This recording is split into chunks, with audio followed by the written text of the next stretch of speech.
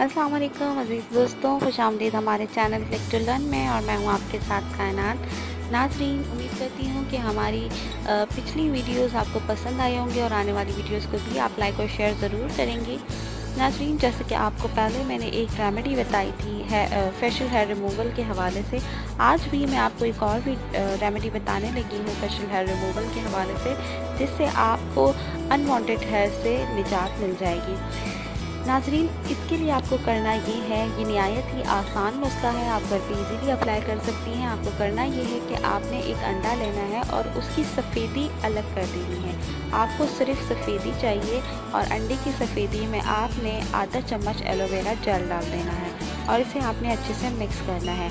अब इस रेमेडी को आपने अपने फेस पे जहाँ अनवांटेड हेयर है अप्लाई करना है और कॉटन लेकर उसके ऊपर लगा देना है।